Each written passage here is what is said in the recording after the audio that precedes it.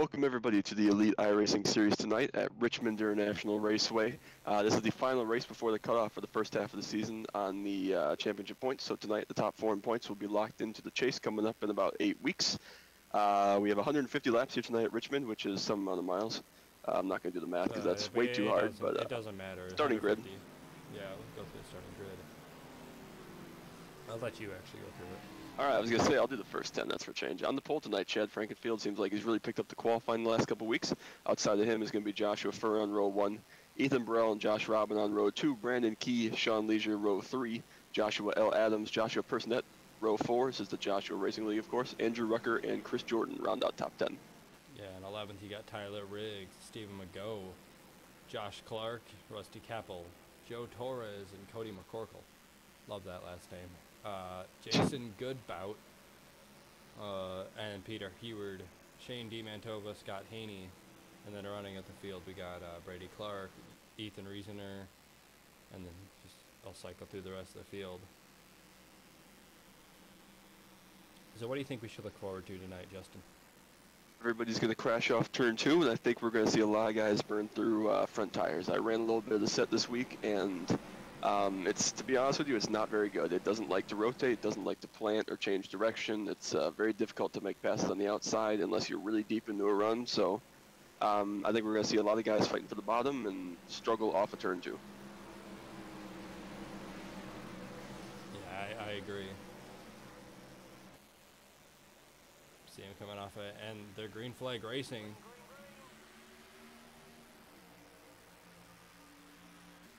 Great jump by the inside line. Robin's already going to take a look at Furr for third spot, excuse me. That's going to get away for the time being. Yeah, and the 2 clears a 0-0. 3 wide back at about 8th place. I'll let that one go. Brandon Key involved in that one. And Brandon Key really is trying to run a different paint scheme every week.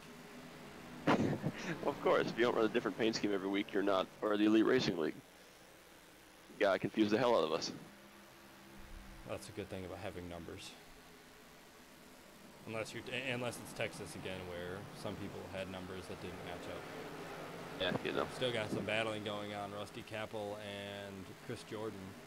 They can really do mess with you. Joe Torres looking to the inside of Stephen McGough as well. Rusty just about made that pass. Not going to quite get into turn 1 though. Move early. He's looking to get the 5th spot right now.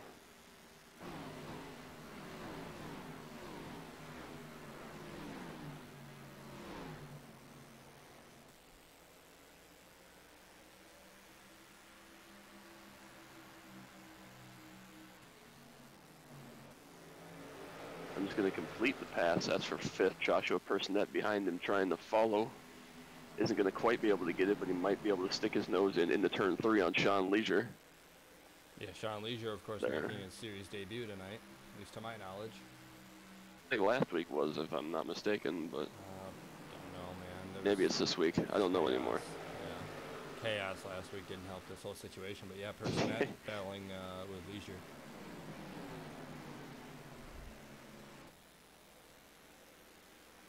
Leisure actually going to clear Personette on the top line with that momentum. Good corner exit right there. Then not Personette. Sorry, too many Joshes. Adams is going to grab 4th spot from Furr behind Robin, ahead of Personette. There, we covered all the Joshes at once. Burrell all over the back of Chad Frankenfield for the race lead. Already 8 laps into this race.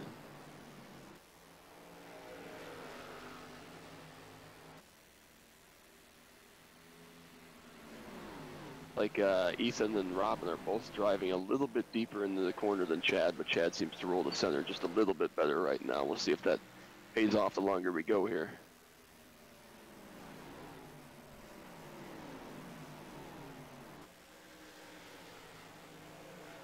Robin got a good corner exit off of turn 2.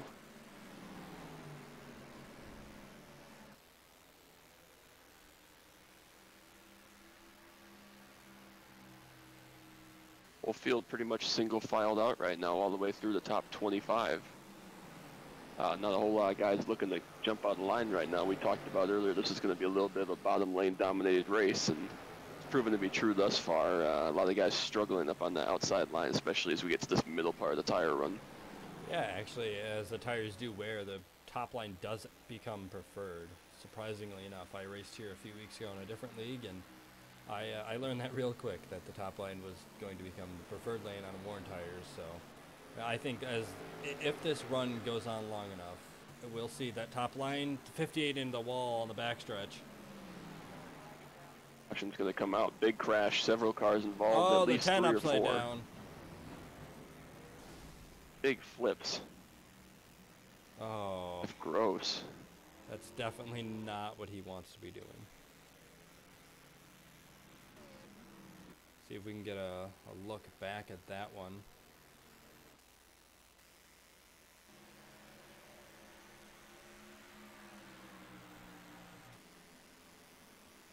He just got loose off of turn 2 and hit the inside wall. And Gross really had nowhere to go, trying to miss the wreck on the inside.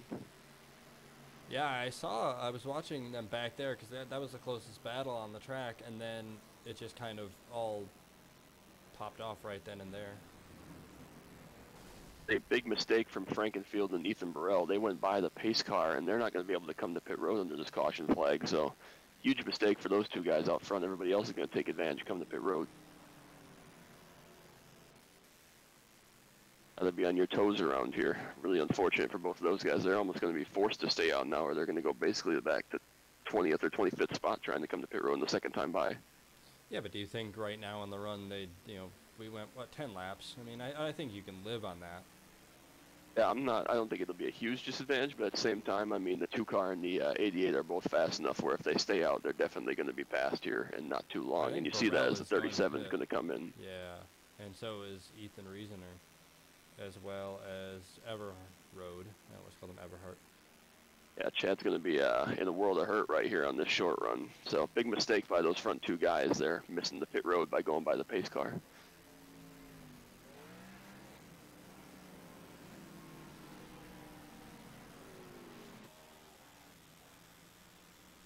Stopped by the 67 crew. He's going to be up in 3rd spot for this restart.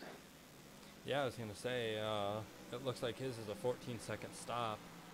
I believe Cody McCorkle got 2 tires, and Peter Heward and Rusty Capel as well with 2 tires. Yeah, good call. Like you said, we just went a little bit of time, and obviously Chad's going to be forced to figure this out. Nope, actually he's going to come in the 3rd lap. Really interesting strategy for Chad. So he's basically going to be, about 25th spot in this restart. So big mistakes by those front 2 guys that started up towards in the top 5 positions there on that caution. Yeah, he's going to be far back. But, of course, Josh Robin now going to inherit this lead. And, we have seen him be very good. I think he won last week, if I'm not mistaken. So correct. I don't know. He's in a different car this week. So. Yeah, I mean, the biggest thing with Robin is we've seen him come on late in the second half of these races. We saw it at Auto Club. We saw it at Atlanta. We saw it, obviously, last week at Bristol winning the race, making some good late passes on Josh Adams. And the biggest thing is if you give him the lead in some track position this early, he's probably going to find a way to keep it. The only car right now, obviously, that's what's kind of on level with him is the 88 car. Of course, he's going to be restarting 4th. Because obviously the 15 to 37 are going to have to go to the back. So look for that 2-car to try to get up front and basically stay there for the rest of the night. Yeah, I completely agree with you on that one. I think Robin's gonna take this lead that's now been just handed to him, and I think he's gonna do something with it. I definitely think he's gonna extend that lead farther than Chad had. Yeah, I can't state enough. Just a huge error by those front 2 guys, and you see it occasionally where you get a caution and the pace car comes out and you can't check up in time for pit road. But I mean, that caution came out down the backstretch and they were just getting towards turn 1, so they had plenty of time to slow down all the way on the backstretch and come to pit road, and they waited basically almost an entire lap. So just a huge mistake by those 2 guys, and they're going to pay the price for it here on this restart. Yeah, and of course, we have 67. I think he's making his debut tonight, and there goes Josh Robin on the start. Green flag back in the air, and he already pulls out almost half a second Furr going to follow Great through in restart second again now. by the inside line. Not clear of the 67 quite yet. Yeah, and that inside line, it does get going. I think I think honestly, whatever line the leader's in is going to be the one that gets going on the initial start. But the 67, as you see, he holds on to second place there. 88 and 64, Adams and Rucker side by side. Rucker, of course, you know, as you said in the chat, racing injured tonight. And them a little battle with McCorkle, Josh Clark, Brandon Key. They're kind of hanging up about top 10 or so.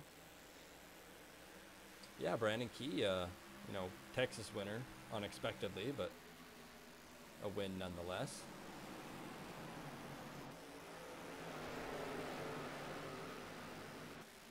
And a quick eye on the 37 and the 15.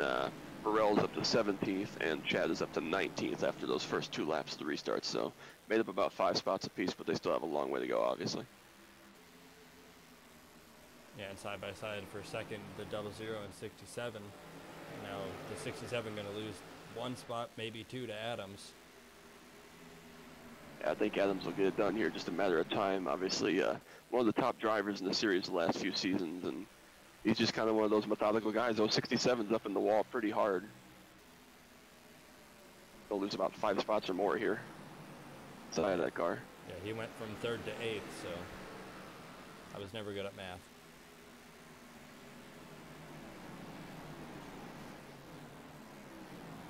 Even McGo looking to the outside. I think that's on Robert Hill off of turn 4. Behind them is, who is that? Capel, yeah. Bell working his way up. He just got 15th spot there. Let's actually take a ride on board. Let's go to the gyro camera. Sorry to cut you off. Let's go to the gyro camera and let's just ride on board here with Ethan Burrell as he makes his way through the traffic.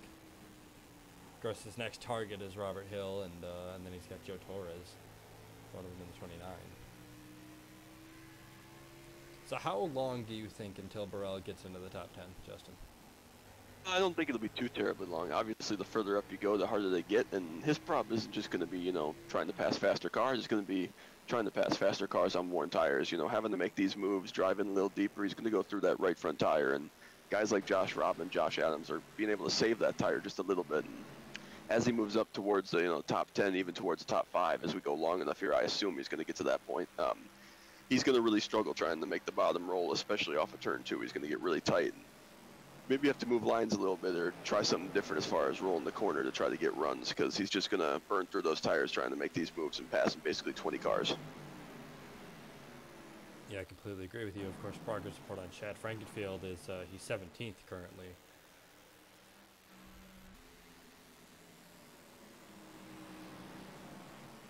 Burrell's still trying to figure his way past Torres and Hill, but now Hill and Torres are battling, kind of holding him up. 58 on the apron there. Burrell thought about going 3 wide down the backstretch, thought better of it, just going to follow Robert Hill for now. I think the smart move right now would be to pass Torres, and yeah, as you said, just kind of like follow Hill until Hill just is too slow for him to follow, which I think even right now, no offense to him, but I think he might be. In the wall, hard. And Tyler Riggs Torres. in 67, yeah. Torres not having a good race today. 67 and 26 having a battle up front for 7th and 8th, or 8th and 9th, sorry. Yeah, another good run for Tyler Riggs. He's up in the top 10 again solidly. We talk about it every week. Just continuing to impress, run solidly up in the single digits week in and week out. So another good run for the 26 thus far.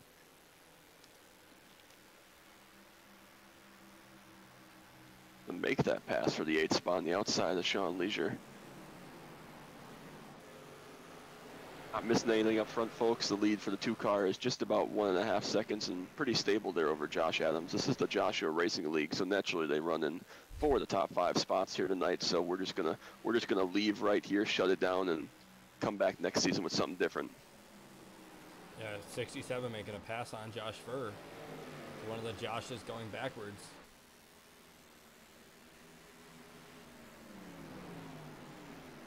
Rucker's still trying to make the inside line work. I'd make reference to the paint scheme Rucker's running, but I don't think you have the same one on your screen. Probably not. That's Tide, okay, though. It's the Tide Pods one on my screen. Don't eat Tide Pods, kids. Uh, I have put myself in a hole here, and I don't know what to say. That's okay.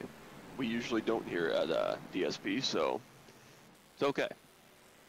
And Burrell made a quick pass there on the 8 of Heward. Burrell 1 spot now short of the top 10. His teammate up there in front of him, Brandon Key. I don't think if he gets there, Brandon's going to hold him up too terribly much. Chad's in a lot of traffic right behind these guys with Hayward, Hill, and Stephen McGough. I mean, you've seen how long it took Burrell to get past just one of these cars, let alone, you know, all three of them at once, like Chad's trying to attempt. Yeah, just patience. It just takes a lot of patience, and I know the short track, it's hard to have it, and we're already coming up in about 15 laps here on the 1/3 mark of this race, so it feels like time's run out, but really we probably got at least one more pit stop left here tonight. If we get a couple yellows, obviously everybody's going to come get tires, so patience is the name of the game for both these guys. If they can both get solidly up in the top 10, get another yellow, come to pit road, they're definitely going to have a shot to work their way back up into the top 5, but obviously the win is going to be a little bit of a stretch just because being the leader on these restarts and having track position is so key, but still it's a chance for a solid night for both these cars. Brandon's just going to let Ethan go right there. Good call to get back to 10th spot. Oh, up in the wall hard. 12. That was the 12 of McCorkle. 3 Briggs wide ran him into over. the corner now. Oh, 3 into Close. 1. Oh, the 26 going to lose. Everybody's going to make it for now. McCorkle in the wall again. Drove in really deep on the outside that time. Probably is not what the 36 of Burrell wants to be seeing, of course. Yep, Burrell's going to get really loose off turn 2. Had to put some wheel in it to stay off of the 12 car there. Stays to the inside, though.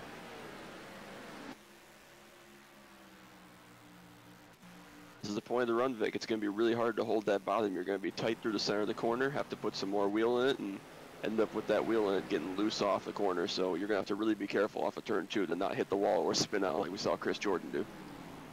Yeah, Brandon Key going to follow his teammate through to pass the 12. Potentially pass the 12, I should say.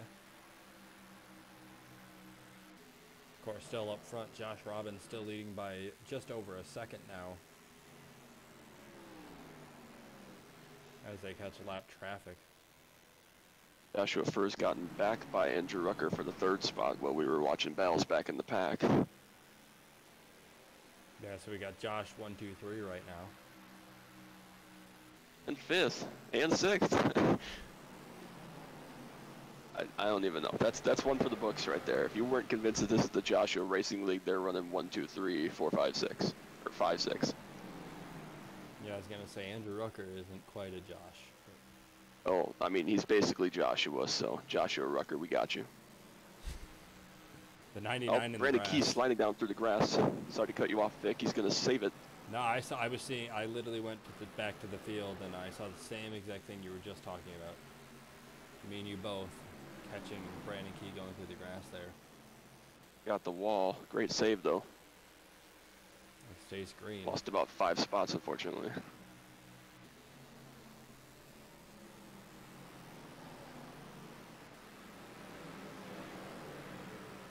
Frankenfield just about to crack the top 10 once he passes the 95.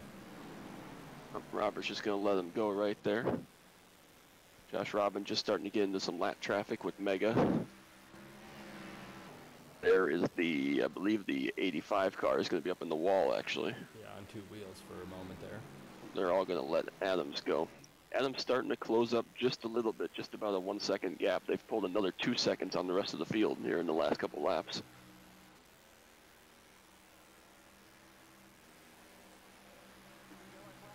Another yellow, there we go. Don't know who it is. I think it might be Chris Jordan. Oh, Chris Jordan's on pit lane.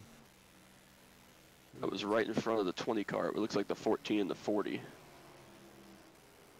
Yep, looks like the 14 just turned in across the 40 right there, and Shane DiMantova caught the tail end of it. Brady Clark, another guy making his debut. Let's see if I can along with Jason Goodbout.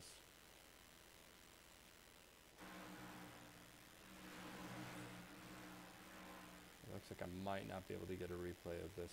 incident. It's unfortunate, but it happens. Yeah, basically the 14 car just went off into the corner, thought he must have been clear of the 40 car, turned down across to the bottom lane, and just didn't have the space to make that pass. I think we're going to see everybody on pit lane. You'd almost have to be going on pit lane. It's been such a long run. We did about 25, 30 laps right there, so definitely long enough for these guys to want 4 tires.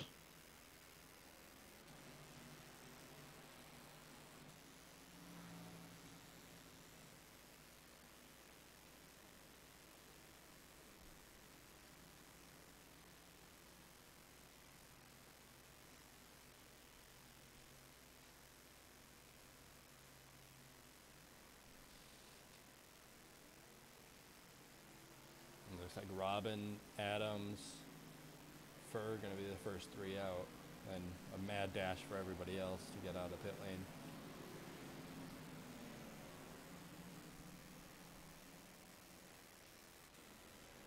Curious with those good pit boxes that Chad and Burrell have, if they were able to grab a couple spots.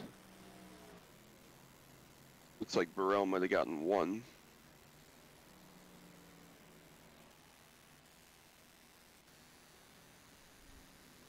I will say, I'm going through Twitter real quickly to see if we have any late race updates from any of these guys. And the only update I have is from Brandon Key. He tweeted in the middle of that run about the hockey game that's going on that he's cheering for. I believe he's cheering against Alex Ovechkin, so he's upset about that. But obviously, I'm thinking he should be focused on the race at hand, but not my call. Maybe that's the reason he was in the grass. 100%. I mean, we'll blame it on that. He'll wipe it off and he'll make up an excuse for it. So we'll go with that for the night. Like Burrell is all the way up to 5th spot, so a great stop by the 37 crew. Obviously, the JKR guys are the best on pit road, the best trained, and obviously they're the go-to guys for success. On the other hand, I say that, and Drew Rucker lost about 7 spots on pit road. I thought they were so well-trained, Justin. Yeah, well, the Al Frank guys aren't as well-trained. It's just the JKR guys. Vic, look at who's running 1 through 4 and then 6th. Yeah, I know. I've noticed. You got this is the saddest thing. Joshua.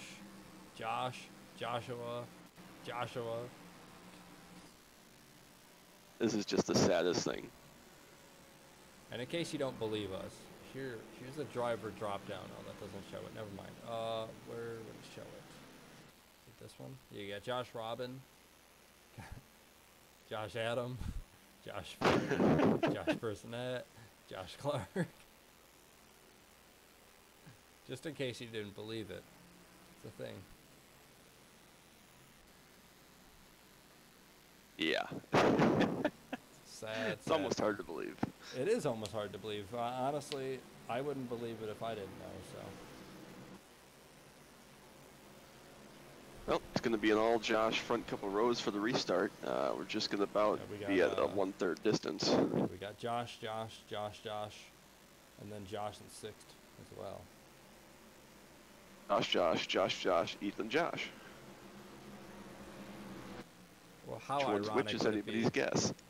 How ironic would it be if Ethan's middle name was Josh? The way, green flag back in the air.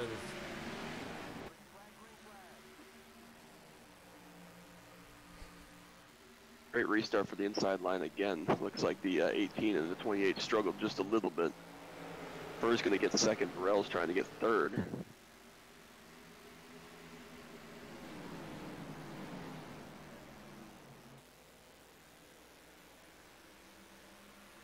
Just remember Burrell and Adams had a little bit of a fight over territory way back at Atlanta about 7 or 8 weeks ago. They've pretty much gotten over it since then, of course, but just to keep that in mind if they rough each other up. I know there are no postcards being sent out at this time between the two of them. Who sends postcards anymore? I think you mean emails. Send postcards. Who sends them anymore? I think do. You mean emails, man. Well, no, I'm not going to email and be like, hey, I'm in Alaska. I'm going to send a postcard with some cool mountains or something. Why would you be in Alaska? Anyway. Side by side. Alaska for my graduation. Get out of here. Whatever. Guess who's not? Adam's still trying to come back on the inside. Chad's on the inside of the 67 car. That's back at 6th place. Still a great battle for third right now. Even right now, I think eventually the 88's going to win out on the bottom lane. Well, 37 Problem with had him the right now bottom. is that first in front of him. I say 37 had the bottom and prevailed. That's how he got past him, and now the 88 has the bottom and is pulling on the 37. Yeah, I think Burrell was trying to go around the outside of the 00 off turn 4 and just left that door open, and Adams was able to close it, and Adams now going to complete the pass back in third spot, so Burrell's going to have to start over again. You know, even Brendan Urie knew that everybody should close the goddamn door now.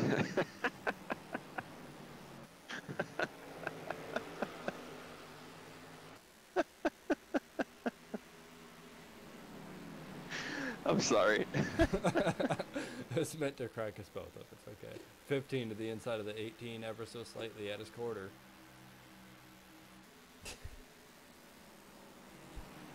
Yeah, should be no contest there for the 5th spot. Not that the 18 isn't fast, but obviously Frankenfield, one of the top 5 cars in the field here tonight, and just had a unfortunate incident, so obviously working his way back towards the front and should be able to dispose of the 18 here, fairly certain. Yeah, the 67 looks like he's having a blinking issue, and somebody a little farther back was as well just a moment ago. It might have been Riggs right behind him, actually, in the 26 no, car. it wasn't Riggs, it was a little farther back. I want to say it was a white car, so maybe the 8? I was going to say either the 8 or the 83. 83 had problems at Bristol last week with some connection issues. Although. Yeah, Burrell back up to 4th. I mean, say back up to 4th, but he's been in 4th. You know, that's one thing we never see in real racing is Darrell Waltrip, Jeff Gordon, and Mike Joy talking about who's blinking midway through the run. Well, neither do professional broadcasters, so. I think we need more of that, honestly. I think if Dale Jr. blinked midway through the Michigan 400 a couple years ago, it would have been more exciting, because who needs fuel mileage? All you need is blinking. Speaking of blinking, I think Josh Robin just had a big one down in the turn 3. Over 200 for a second.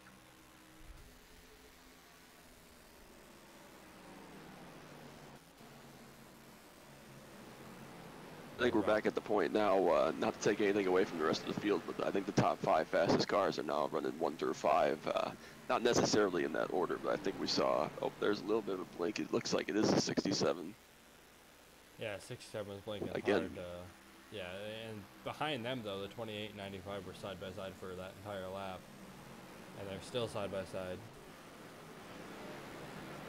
Just watching Sean here, he is definitely Christmas treeing, and he's going to actually pull off, so appreciate that one from Sean there for pulling off and getting out of the way and hopefully fixing that connection issue.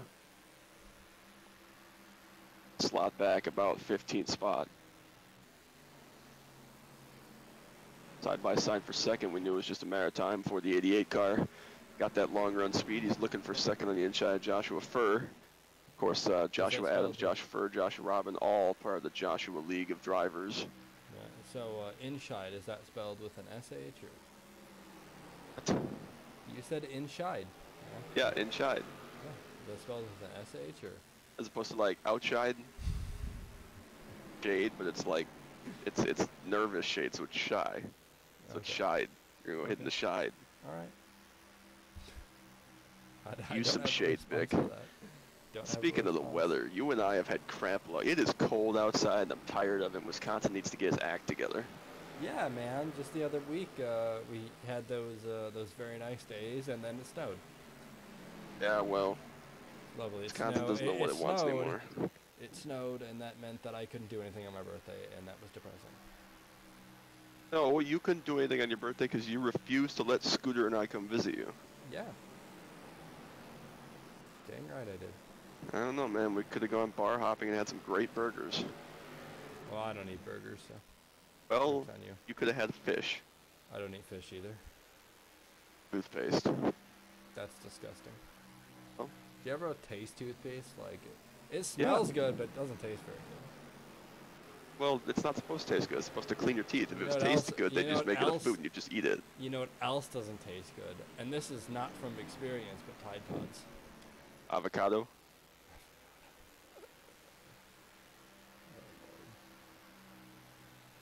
Making me hungry, man. Avocado is disgusting. No, just talking about food. Making me hungry. Well, what is the thing that doesn't taste good that you don't have experience with? It's too easy, man. It's too easy of a joke. Anyway, Adams catching catching Robin. Robin actually touched the wall off the floor last time. Big gain that time. Yeah, Props to Mega for getting up out of the way right there, letting the leaders go through. yeah, Robin touched the wall off of 4. Slowed him down just a little bit more than I think he would have liked.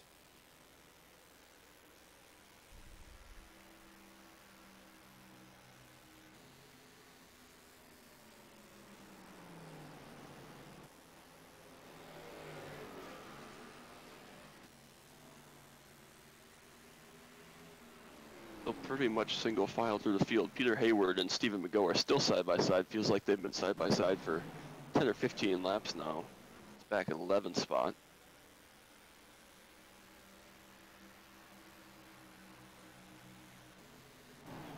Much singled out other than that. Adams are now on the inside of Robin. That's for the race lead. Still trying to make the bottom work. Can't make it work in 3 that time. Robin's going to get back clear off of 4. Yeah, Adams to the inside in 1. Big entry there for Adams. He's going to get a little bit tight side by side down the back stretch. Should be able to drive in a little deeper on the bottom and hopefully pay off on corner exit. Still dead even. Of course, this is helping the 37 car. Robin's getting really good exits off of turn 4. Starting to work that high line in just a little bit. Like I said, Who's in there? Tires wear. As the tires wear, Absolutely. that high line is going to become the place where the speed is at. A lot of that Vic has to do with just having to pinch the car so much you can't get back on the gas, especially off 2, and you just the guy just has to get a big run on you. Next single out for the time being. That's allowed Burrell to close right up on these 2. Josh Furr and Chad Frankenfield have kind of lost touch with everybody. Andrew Rucker's moved back to 6th after the crappy pit stop that he had. We're going to blame it on him, not the crew, of course. You know, sometimes Tyler these Riggs still virtual- hanging out. Sorry, go on. Actually, both person at Riggs Motorsports cars are right there, 7th and 8th. Yeah, they have a couple other cars in the field too this week. I saw the 14 car, Brady Clark running 25th, currently 1 lap down, and somebody else I'm forgetting, of course, but I'm not going to take time to look because I'd miss something.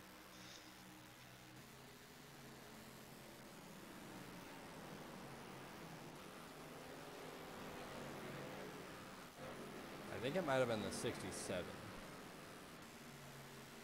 Maybe it was. You know I am going to look because that's a service we provide here at DSP. You'd have to look on their Twitter. Actually, it's Kendall Noah Player. No, he drives for Barbecue Motorsports. He's just in their channel to communicate with Well, fine.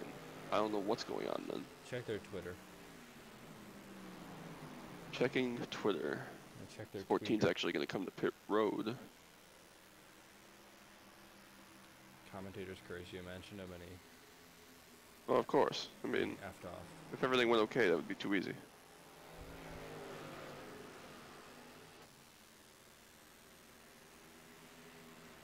Logan Shea was the other one, but Logan Shea didn't show up tonight.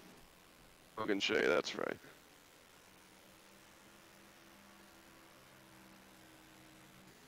Just as I found that, you found that. So obviously I'm not needed here, and you can just fire me for next season.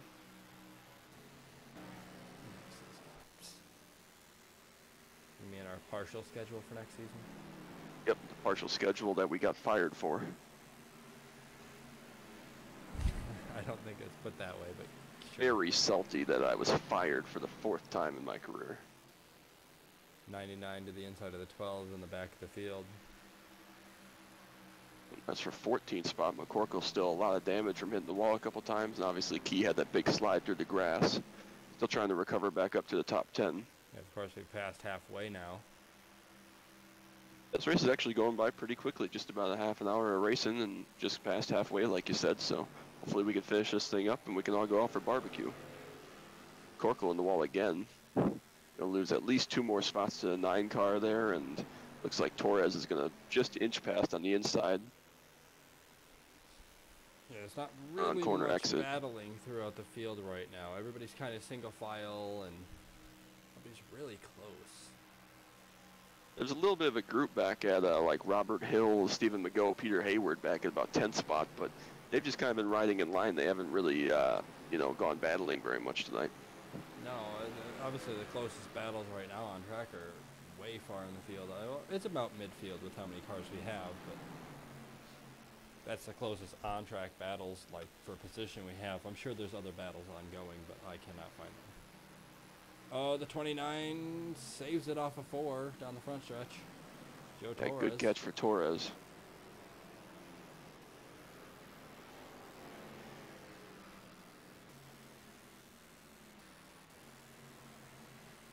Other battles. McGough is still trying to make the outside line work. Hayward trying to work to his inside as they go through some lap traffic of the 85 car. Big cluster right there behind Joshua Clark. Bill's going to look to the inside of Clark on the corner entry for turn 3. Just able to get the nose in there. I think Clark's going to clear him back on the corner exit. Yes, he will.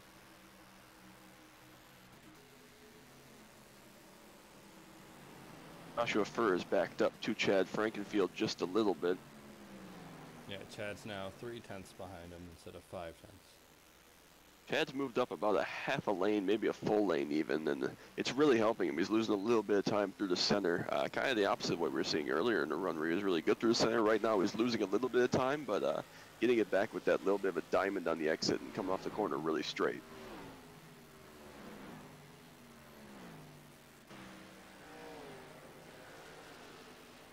A lot of different lines being used here as we got some teammates battling the 18, the 26. That's for 7th spot. The person that and complete the pass. They brought the 28 up behind them. That whole group, 7th, 8th, 9th, 10th, and 11th.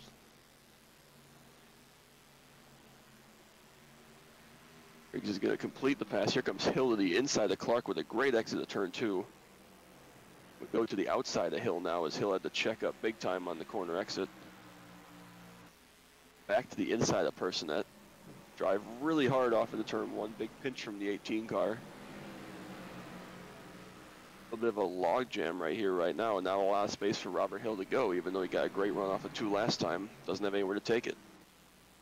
Yeah, we've seen this happen a few times now in the race where just the momentum is there for somebody, but there's just not enough track.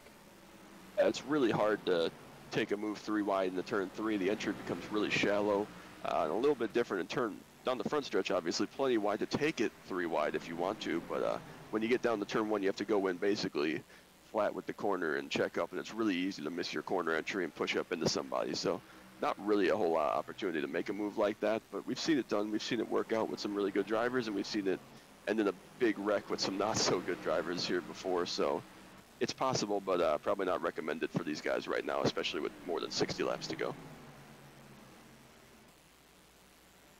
Still side by side. Hill trying to make the outside line work. Finally got a little bit of position, but the 18 was up in the wall in front of them.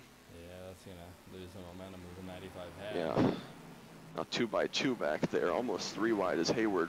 Oh, McGough got a little bit of contact with the 95. They all sorted out.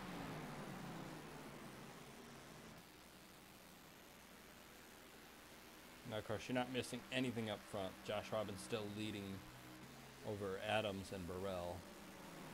Well, Personette's in way too deep to turn 1. He's going to lose at least 1 spot, probably 2. Just trying a little bit too hard to roll the outside line and cost him the spot to the 28 and the 95.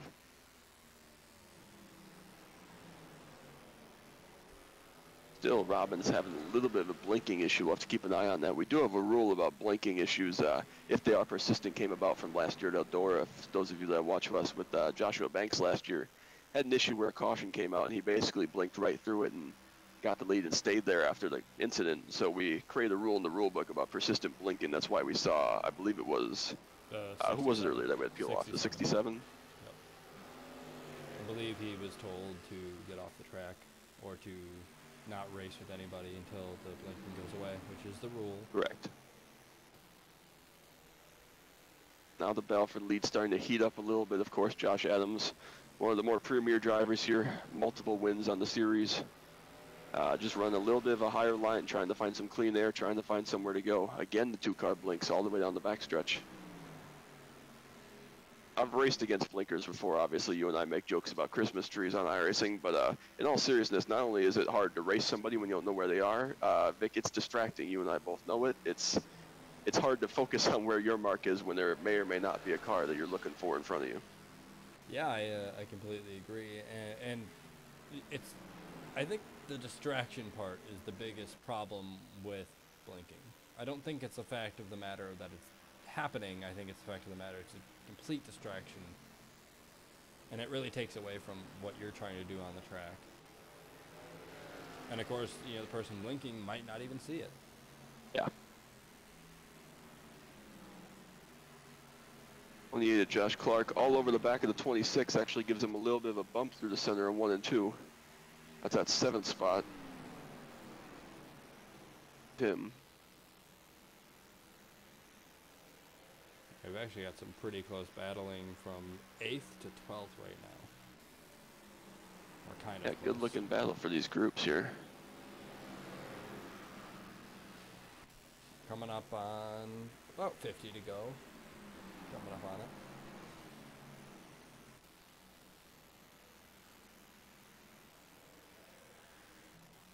One thing that has happened here is Burrell has really lost touch with these front two. He's almost fallen all the way back to Josh Furr. And Chad Frankenfield has lost a little bit of touch with Furr in the last couple laps. He was on top of him maybe 5 or 10 laps ago, but just about a half second back right now, still riding in fifth spot as they go through some more lap traffic with Mega.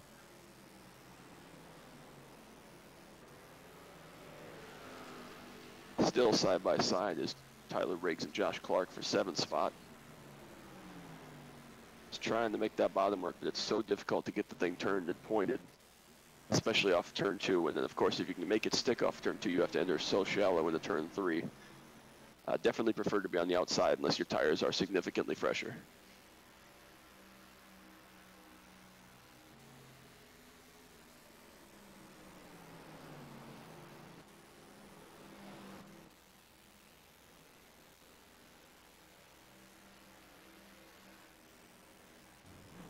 Finally going to complete the pass on the inside. Robert Hill going to try to follow. A little bit of a pinch from Riggs, but able to clear in there for 8th spot.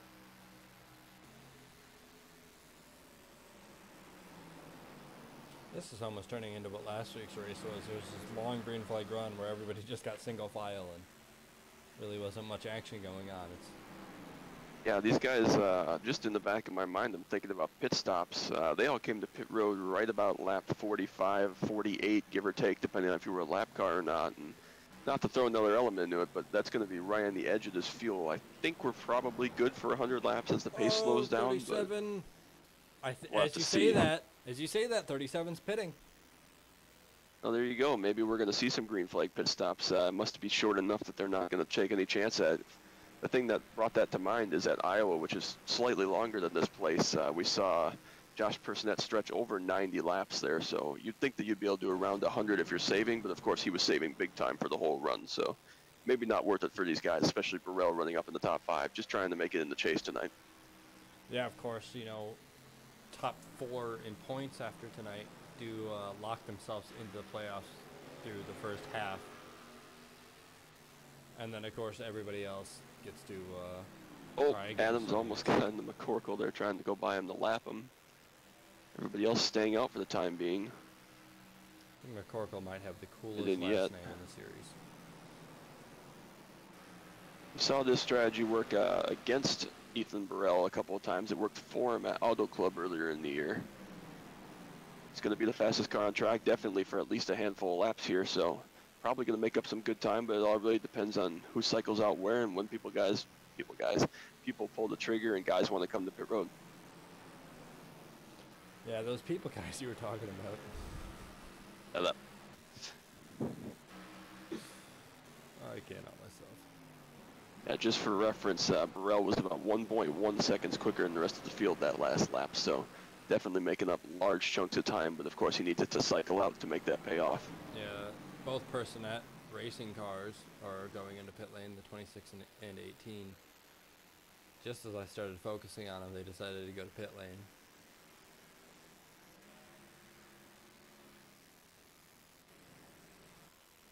He's still staying out. I'm surprised we haven't seen very many cars commit yet. The 9 cars coming in.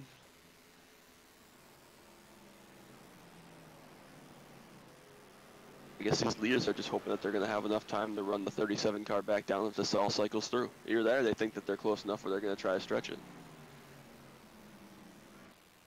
At this point, you're kind of committed to it, though. Burrell's been out there for 3 or 4 laps already. He's going to be at least 2 or 3 seconds clear of the field right now. So the thing is just, you know, making sure basically that you stick to your strategy, because you're going to have fresher tires to run him back down. If you come in now, you're just going to basically be stuck behind him, I think.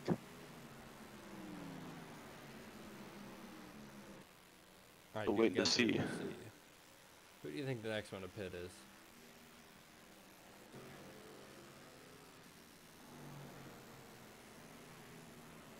Well, still about 0.8 of a second a lap better than these front 2 cars, as they might start battling for the race lead here with just about 40 laps to go. It's just about a lap and a half behind them, a little bit less, so he's definitely going to inherit the race lead if this cycles through. But the big obviously question is, you know, when these guys get their fresh tires, how much they're going to run him back down. As the 26 and the 18 start to come up on these guys, we're going to see what kind of difference tires do make.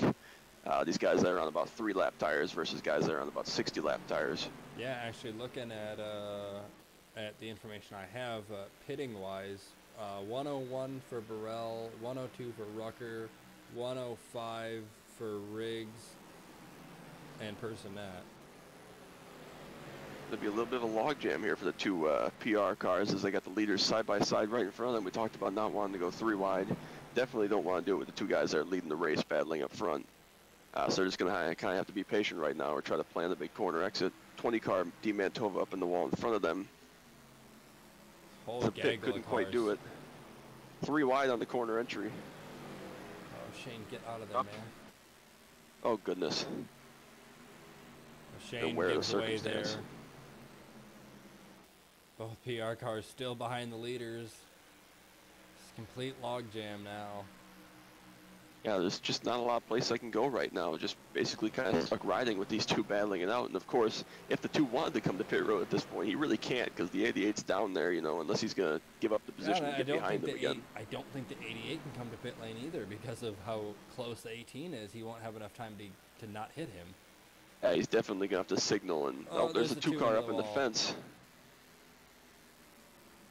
New leader is the 88 car that's going to allow these 2 guys on fresher tires to go right back by him. Look at that, just no problem at all going by the 88 car. So you can see how much they were being held up behind them for a little bit. See if anybody pulls the trigger. Still no. It's been almost over 10 laps now, so Burrell is just about a lap and a quarter behind, actually. Definitely going to inherit the lead if this cycles through. Of course, we don't know what these guys are thinking. We could have some guys with different pit strategies. Oh, Chad's going to get turned right there. Is he going to save it? He is going to save it. It looks like the 9 of Rusty Capel there got into the back of him. Just on the fresh tires trying to make time, as here comes Burrell to his inside. Burrell has damage. Just a little mistake. Yeah, those guys are teammates if I'm not mistaken. Yeah, but Burrell has damage. Looking at his car, he has damage. Yeah, I wouldn't be at all surprised if he actually ran over somebody that was having an issue on their old tires. It's so hard with these closing rates. I mean, you literally catch people faster than you can react sometimes, especially if they're struggling a little bit.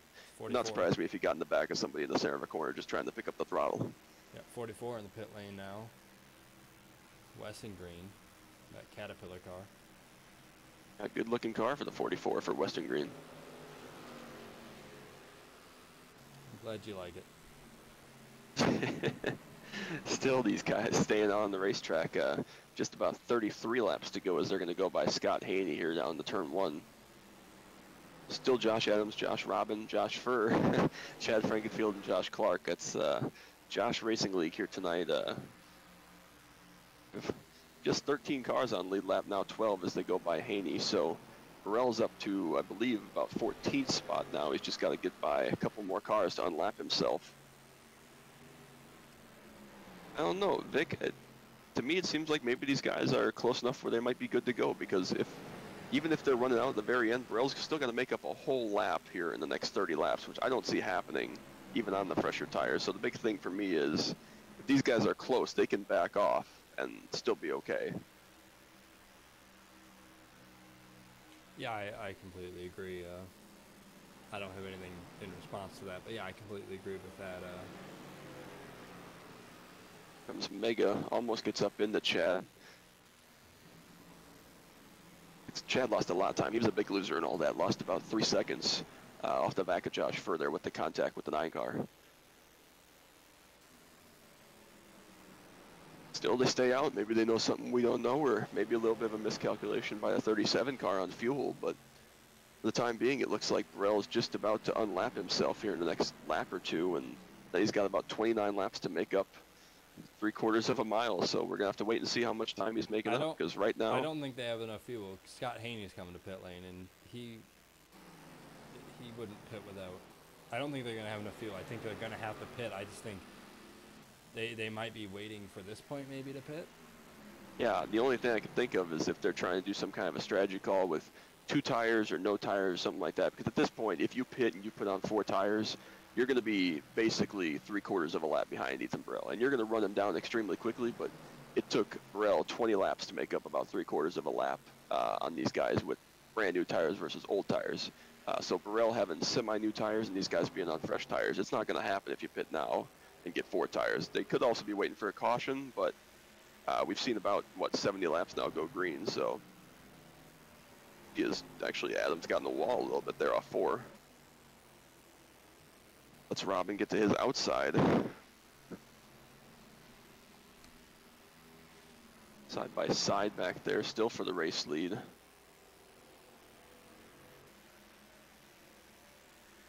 Still all these guys staying out.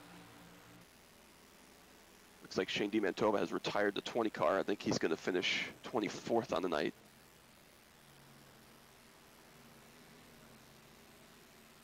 Yeah, he'll have that whole second half of the season to try to points race his way into the championship. Yeah, absolutely. I'm actually shocked, Vic.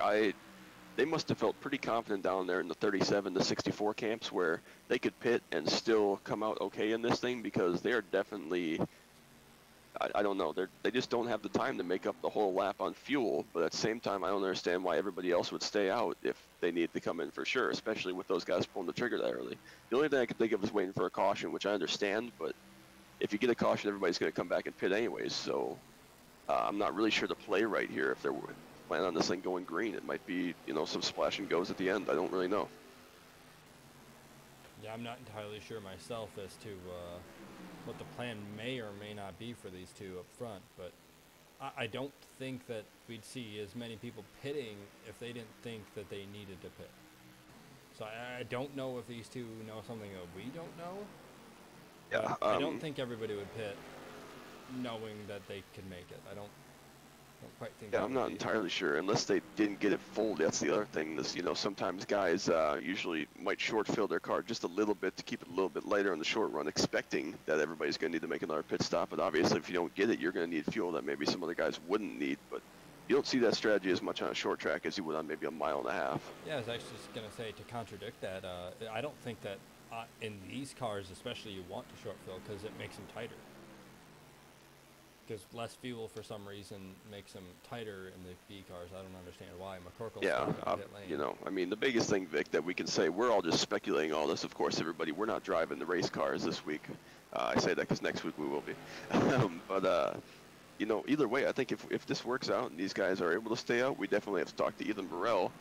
On the flip side, if it doesn't work out and they all got to come to pit road anyways, we're going to have to talk to some of these guys like Chad that decide to stay out, and kind of wonder what they were thinking as far as trying to stretch this or praying for a caution flag, because I don't understand why you'd pit so early in the fuel run, basically halfway through the run. If you were thinking you might be good on fuel, that seems a little bit counterproductive now, as Burrell is still about 15 seconds back from the lead. Yeah, I honestly don't know if these guys think they have enough fuel, or like I was saying, I don't know if they know something that we don't know. I just don't think so many people would pit if they didn't need to. I don't think that mistake would be made. Furr gets by Adams for second place. Adams got and we saw a lot there. We saw the same thing last week. Josh Adams burned his tires off trying to protect the race lead. He ran a lot of laps on the inside line next to the 2 car, and off again this week to the point that the 00, who was kind of just hanging out back there, he's kind of in the catbird seat now, is having a little bit fresher rubber than these 2 guys.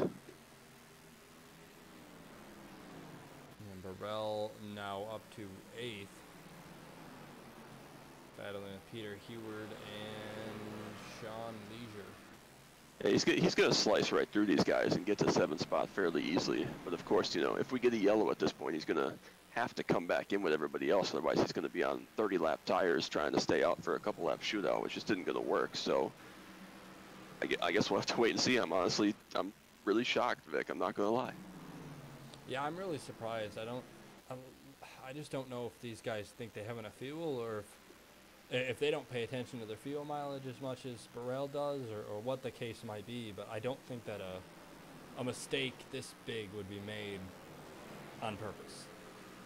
Yeah, well, the thing that gets me at JKR, I always focus, especially myself, on fuel mileage, making sure I have my strategy planned out ahead of time. And obviously, those two guys, you know, talk with me often. And I'm sure they were paying attention to that a little bit. The other thing is, at this point for these guys, 15 laps to go and less. If you have an issue right now, you're committed to this. You can't come in and put on 4 tires now. It's too late in the game. You're going to fall over a lap behind where Burrell's at. You're going to just be too far back unless literally everybody runs out. So you're either trying to save right now or you're getting the caution flag, because you can't come in and put on 4 tires and gain back the time that you've lost to this point. So at this point, they've kind of made their bet on staying out there either until they run out of gas or until they get a yellow. Yeah, I completely agree with you. I just don't think a mistake this big, if this is a mistake, I don't think it'd be made on purpose. And one thing that's in the back of, sorry, Vic, the one thing that's in the back of my mind, remember back last season at Iowa, we thought nobody was even close to making it. Joshua Personette ended up making it on fuel in that race after Chad and some other guys came to pit road. He backed way off for basically the entire run. The only thing with that, these front 3 guys haven't backed off. Chad has backed off, but he's only about 3.5, 4 seconds in front of Ethan. Chad hasn't backed off. Remember, he got spun out, so it wasn't. Oh yeah, that's right. That's I right. think I was the only thinking he person up backed front up. that's backed off is Furr, because now he was like 5 seconds back from Adams. I think that Furr might have played this one. I really do. I think Furr might be the person that we should look at for the win. And we got 11 laps to find out. Of course, when we're looking at the big picture of the championship, if Furr finishes, I think it's like 1 or 2 places ahead of Chad, at least, he's going to be into the final, the final 4. The 4 that make the playoffs from this first half of the season. So with Chad currently running 4th, of course, Furr's kind of playing with house money right here. As long as he doesn't run himself out of fuel, he's looking pretty good. Yeah, I think that Furr might be, I think I'm going to pick Furr right now as the race winner. If this goes green to the end, I think Furr's going to win this one. He's definitely in attack mode right now. He's definitely making really good time. Burrell's just about 2 seconds behind Chad right now, so I think he's going to be able to get to 4th spot by the end of this thing. But like I said, if these guys don't have an issue or run out of gas or something, he's only going to get to 4th spot. I just don't know if Adams has enough fuel. I don't know if Frankenfield has enough fuel. I don't know if Robin has enough fuel. I think Furr might have enough fuel. I think he did back off.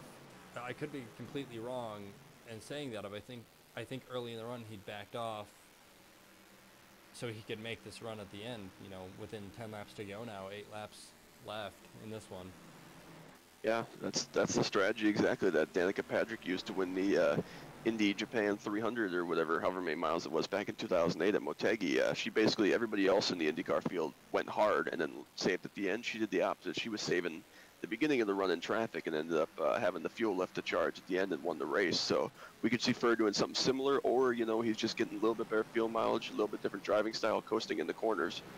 But we're going to find out here in about the next 3 minutes. Yeah, Joe Torres is going to pull way out of line and just let him go. He doesn't want to be a part of this battle. Battery's going to pit lane, one or the other.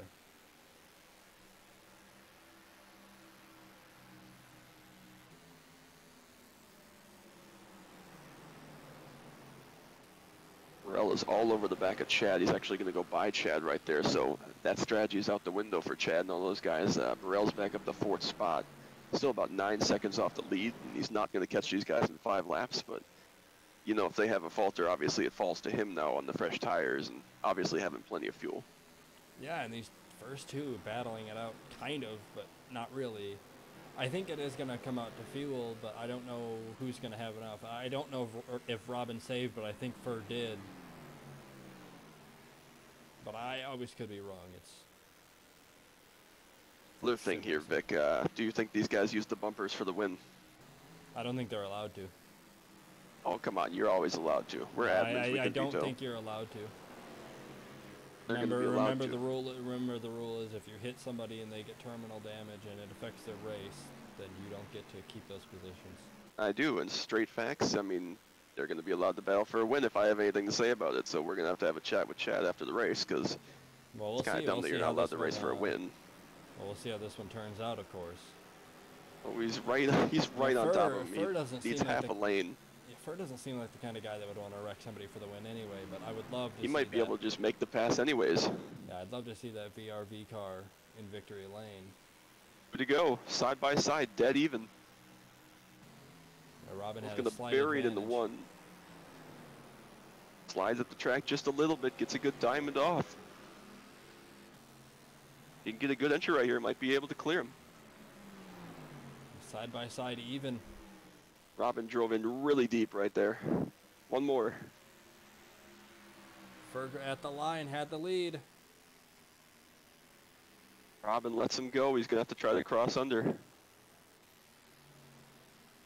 Can't do it.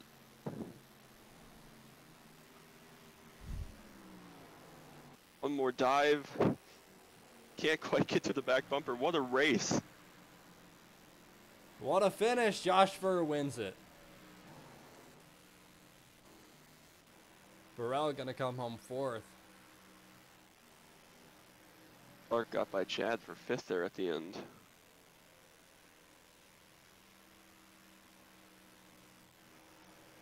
Wow. I We have a lot cannot to wait figure to out talk. here. I cannot wait to talk to Josh Furr now. Yeah, it was actually a wreck on the last lap down the backstretch. I think it involved Stephen McGough. He was running about 7th and ended up back in the 12th spot at the end. Wow.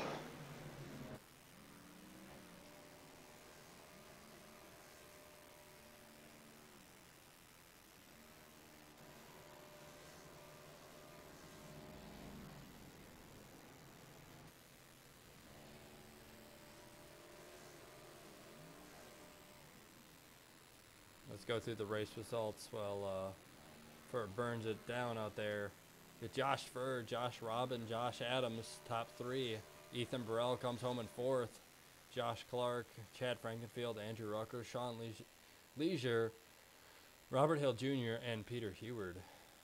Kendall Player, Stephen McGough, Tyler Riggs, Josh Personette, Jason Goodbout, Rusty Capel, Brandon Key, David Westongreen, Scott Haney, and Joe Torres round out your top 20. Rest of the field, 3+ laps down. Some people didn't start this race, it looks like. It's,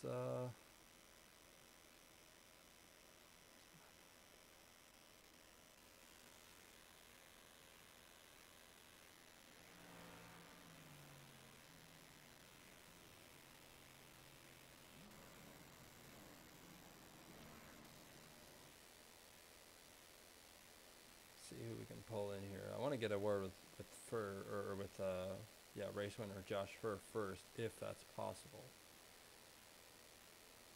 Yeah, we just finished his burnout, so we're going to have to wait for him to hopefully hop in Discord and we can have a word with him. We can get Josh Adams first. Move him in here. I'll let you do the interview. Yeah, Josh Adams, Justin Krasniewski, you got me. Yeah, I've got you. Well, another top 3 finish for you guys tonight. Obviously a good run, not necessarily what you wanted. Started back in 7th spot, a little bit further than we're back to seeing you qualify, but ended up with a 3rd place finish. We saw a couple guys there in the last run, split that run in half, about 100 laps, come to pit road with around 50 laps to go, and drive up, but they weren't able to catch you top 3 guys. Was that was it a tire strategy call, you think, because close on fuel? Because obviously you top 3 guys ended up in front of all of them, but we saw a couple guys try to make that pit call. Was it close on fuel tonight? I think we had about 5 laps of the checkered, but I think those were kind of the guys that just knew if it ran long, they probably weren't going to win the race unless they really tried something. So I think that was just their thought behind. Yeah, of course. Good to know. I appreciate it, of course. We saw you during the middle stages of that run really amount to charge on the 2-car, trying to get the race lead and run the bottom really, really hard. And it was really hard to make a pass down there as the tires were. You just got a little bit too tight and couldn't really get the momentum to flow like you could on the outside lane. Was that your problem? Is that why the tires wore a little bit tonight? Yeah, probably. I finally got by him, and I thought I might have been able to just drive away because I had gotten really actually pretty good on the top. But 2 weeks in a row, I've gotten pretty good at putting myself in the fence from a good running position and put myself in the fence and let him back by me. So that was probably the difference tonight. But it was a good race overall. Yeah, of course, we conclude the first half of the season tonight. Next week we start the second half of the season at the Roval. Of course, are you just looking for more bonus points at this point, or what are you looking forward to as we close down the chase again here? Definitely more points. Definitely glad I'm locked in because I'll probably wreck out of that race next week. So that'll be it. Well, if you wreck out next week, please don't bring out a yellow. I think it's going to go green, and I'm liking my chances on the long run, so if you do me a solid there. Yeah, I don't think I'll have anything for you, even if I practice. Sounds good, brother. I appreciate you stopping by, and we hope to talk to you maybe 2 weeks from now if you're not confident next week. Yeah, thank you. All right, now we got the winner in there. Let's get Robin first. That works, too. Justin Krasneski, you got me. Yeah, I gotcha. Well, we talked to you last week from Victory Circle. Tonight, just one spot short. A great late race battle with Josh Furr, obviously. You and Josh Adams had a long battle. This is the Josh show, as we've alluded to several times. Long battle with Josh Adams. Was that really kind of the downfall? Did you burn through the tires a little bit through that battle, or what was the issue in being able to hold off the 00 car at the very end? Yeah, I think the battle with the 88, Josh Adams, that used up my tires a lot more. I know when we were side by side for the lead, I brushed the wall a little bit and just kind of stuck me into the wall on the front stretch, and that's when the 88 got by me. Then he hit the wall like a handful of laps later. Then that's when I got by him. Then it seemed like I was watching that 00 on the relative slowly close in, and with like 15 to go, I was like, okay, I think the relative interval is about half a second or a little bit more, staying about there. Then about less than 10 to go, he started to catch me, and I think tires were really killed on my car there, and he just got me right there on the last lap. Couldn't hold it into turn one. Yeah, we were seeing you run the top really effectively, obviously racing the 88 car, and then for a little while there was a 00 and some lap cars and stuff like that. Did you find your groove up there, or were you just kind of there by choice, or not by choice, by force, based on who was underneath you? Yeah, that last run I moved up there once. I just felt like the bottom groove was kind of giving away, like the grip, and it's getting tighter on the bottom. So yeah, then I started running up there, and I knew I had to hold the outside whenever the second place car would catch me, because it'd be a lot tougher to pass me with them running the bottom. So yeah, I thought the racing was great, running both lanes. I'd say outside was the preferred line, but I don't know. I think I just killed my tires there too much at the end. Yeah, of course it happens. One of those problems with short tracks, releases burn through those front tires, especially off turn 2 here. But next week we start the second half of the season. We're kicking off at the Roval. What are you looking forward to, not just next week, but the second half of the season as we move forward to the chase? Well, I've never raced at the Roval before. I've done some practice, never raced there, so it'll be a learning thing. And I'm not the best at road courses either, so I don't expect to be that great next week. But for the next second half of the season, just hopefully I'm sure I'm locked in for the chase, but just try to get more wins. That's all. Sounds like a good goal. I appreciate you stopping by again, Josh. Congrats on the second place finish, and we'll talk to you soon. All right, thank you. Foreign track. All right, now we have our winner finally with us. Joshua Furr, you got me up in the booth. Yeah, I got you. All right, of course, first off, big congratulations on the win tonight. We were so busy watching the 88 and the 2-car go at it for a lot of that last run. You kind of snuck up on us a little bit. We just kind of noticed, started plotting on whether you guys were all good on fuel, and then boom, there you were, and able to make a pass coming the 2 laps to go on the inside of the 8-car. Not the 8-car, I'm sorry, 2-car. It says 8 next to his name. Tell me about that, and obviously being able to win here tonight, and then if you were prepared to use the bumper on him if need be. Well, as a Harvick fan, that was true Harvick fashion, closing at the end. But that was fun. The car got better the longer it went. I was able to drive it off the corners. I wasn't sure if I was going to get him the way he was running the high line. It was kind of hard to run the inside and get around him with the run they get. But the last 2 laps, I literally just drove it off the corner and said, if it sticks, it's. I think he just disconnected. Yeah, I do believe that he might have just disconnected. Okay. I don't know if Never that was had just. that happen. No, I haven't. We'll have to. Oh, there he comes back. Okay, hold on.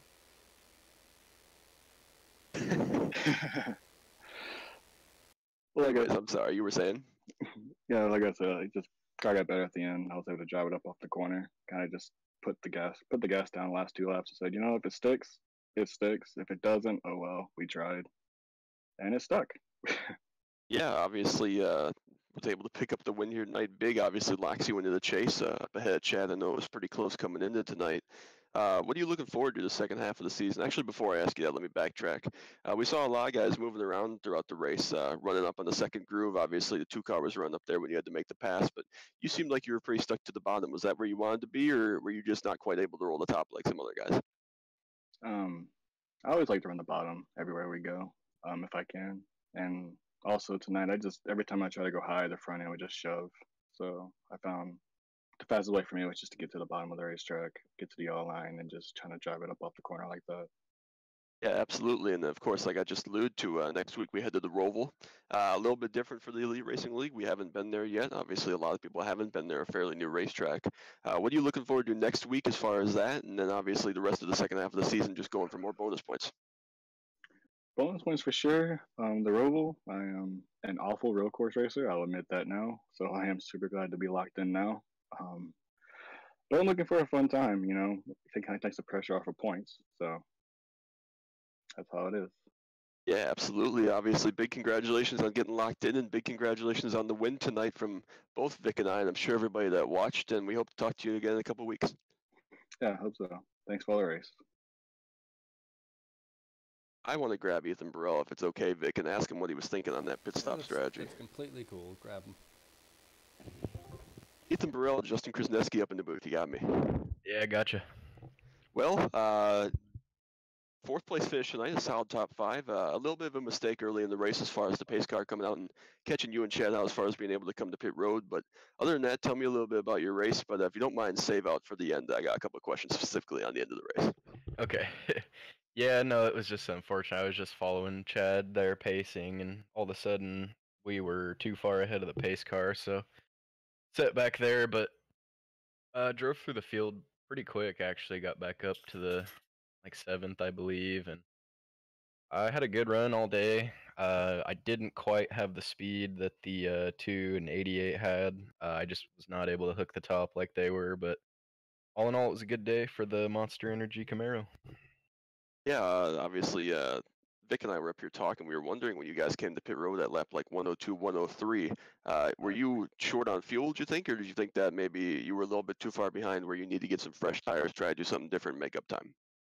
Yeah, I was just trying something different. Once we really set into that run, I was trying to figure out how to gain some time on those leaders, but it didn't matter where I was. They just kept pulling away little by little, and they started hooking the top really well, and I started pushing a little too hard, kind of fenced it a little bit, and I just decided, I'm not going to be able to get to them running like this, so I just had to try something different. But I feel like had I stayed out there, I probably would have finished right where I did this way. So I was just trying to mix it up, trying to play some sort of strategy, maybe catch them off guard, have other people start pitting, and get out front, try to hold the lead. But I was just trying something different, basically.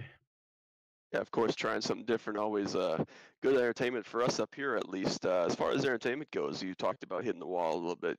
A lot of guys are moving around trying to run the second groove. You said you couldn't quite roll as well as some of those front guys. Were you struggling on the top, or were you just struggling all around in general and kind of stuck to the bottom where you were at? I was just struggling all over. I definitely could not run the top. I tried there for a while trying to catch Adams and Robin, but it was tough. Front end just didn't want to turn, having to make up those spots from that early pit road under early caution incident. I really just melted the right front way too early, so that was kind of another thing that contributed to wanting to pit there on that last run. Yeah, of course, makes sense. We've seen it before, and we'll probably definitely see it again. Obviously, you were the regular season champ here, heading in locked into the chase. Second half of the season's kicking off next week at the Roval. First, tell me about your thoughts on the Roval next week, and then just trying to get some more bonus points for the rest of the second half of the season. Yeah, the Roval should be crazy. I generally actually feel like I do pretty good at road courses when it comes to, Sonoma and the Glen. I have little to no experience with the Roval. I've been running some late night testing there, just kind of getting a hold of the track, and it's gonna be crazy. It's it should be very fun to watch. I know all of us we're gonna give it our all out there, and hopefully I can, get out front and stay out front and not do one of my famous qualifying mishaps there. But when it comes to the points, yeah, I'm just honestly, there's not going to be any pressure trying to make the playoffs. It's just going to be go out, have fun, race hard. I doesn't mean I'm going to lay off at all now that I'm locked in. I'm definitely just going to be going for trophies until we get to that chase. Yeah, of course, obviously, you're cemented yourself as one of the favorites to run up in the top 5, basically week in and week out. I appreciate you stopping by again, Ethan, explaining kind of your thoughts on the strategy, and we hope to talk to you in the next couple of weeks. Yep, thank you, Monster, JKR, and yeah, I'll see you guys next week. All right, thanks, Ethan. Thank you. All right, Vic, what are your thoughts on tonight? We saw a long green run again for the second week in a row to end this thing out. A little bit of differing strategies. What are you looking forward to next week, and what are your thoughts on this week as we close the first half of the season? I think this race it definitely went the way that the league would like it to go, and I think that's how the races are going to continue to go. We've got a great field of drivers, and having these long green flag runs at short tracks is honestly amazing. I don't think we would have had these last season, so this is it's pretty cool to watch. Obviously, there's times in the race where we get slightly bored with Sidetracked. them, but yeah, well, when it gets single file, it's not the greatest thing for commentary, and of course, we're not the most professional. But I think like I'll go on to next week now because I don't know what else to say because I'm tongue tied over here, which is great. Next week, you're racing. I'm probably not going to have a commentary partner, which is going to be great because I believe, if I'm not mistaken, Simmons is going to go for the second half championship, which should be entertaining. And I'm not going to say why, but We'll it should be experience it. entertaining. If you don't know what Pocono a few seasons back, it's going to be entertaining. But I think the second half of the season is going to be great. We got the Roval, we've got. Let's see, what do we have the second half of the season? 1 second, let me find the schedule. Oh, we got a lot of good tracks. So we got the Roval, Talladega, Dover, Coda, Martinsville, Pocono, and Charlotte, the Oval. So, and Iowa. Can't forget about Iowa. I forgot we moved Iowa in there. Yeah, so I think it's going to be a great second half of the season. You're going to be racing at least 2 of those. Yeah, obviously, next week we're looking forward to hopefully representing TSP well and JoinAPS series on the number 4 camera, bringing it back out. We didn't do so well in Atlanta. We kind of threw that one away pretty early. Yeah, I think if I would have been in that car, it would have been good. It is what it is. It's Atlanta gonna Atlanta. But just to wrap up on tonight, I think my big takeaway was we saw again a lot of guys compete.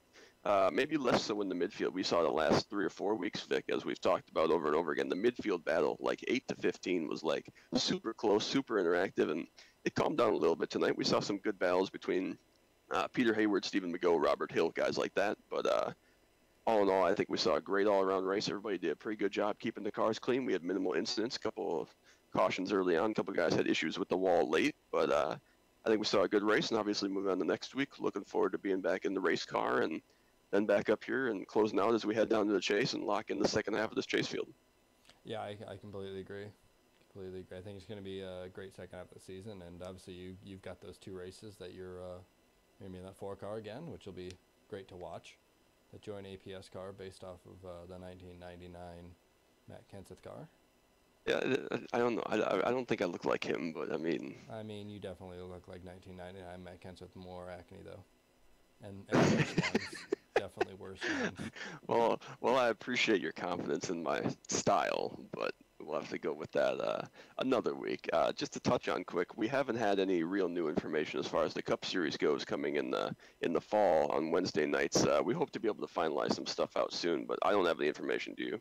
No, I have no information, no further information on that. I think right now we're just going to try to finish out this season, and I think we'll probably know more by the season finale, obviously, but I think right now we know as much information as one another, and I wish we had more, but we don't. Yeah, of course, we'll have to start collecting stuff like that as we head down towards concluding this season and moving forward with 2 series next season. Anything else you want to wrap up here with tonight, Vic? No, I think we've done a good job wrapping this one up. Obviously, glad we got to hear from Ethan Burrell, hear what was going on in his mind, and glad that Adam shared with us that they had 5 laps more fuel than I thought they would have. Yeah, obviously, fuel did about 105 laps, so they were just good on the fuel tonight. So obviously good to talk to the guys. Obviously, thanks JoinAPS and Chris for sponsoring the series. Thanks Chad and all the rest of the admins. Levi Zielinski, of course, isn't able to be with us on Monday nights anymore. Joshua Personette, yourself, myself, of course, putting all this on, but Chad's the one that kind of makes all of it work, so thanks to him.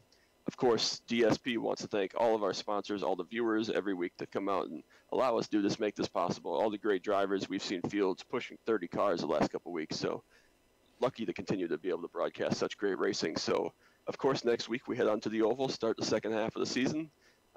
Sure to be some excitement. We still haven't quite figured out how we're going to do the starts and restarts yet, but we're going to kind of just wing it, and hopefully I'm able to bring the 4-car home in a good position and come up here and then talk about the rest of the season with you all. So for Vic Bloom, I'm Justin Krasneski. Until next week, this has been the Elite JoinAPS iRacing series. Hope you have all a good night.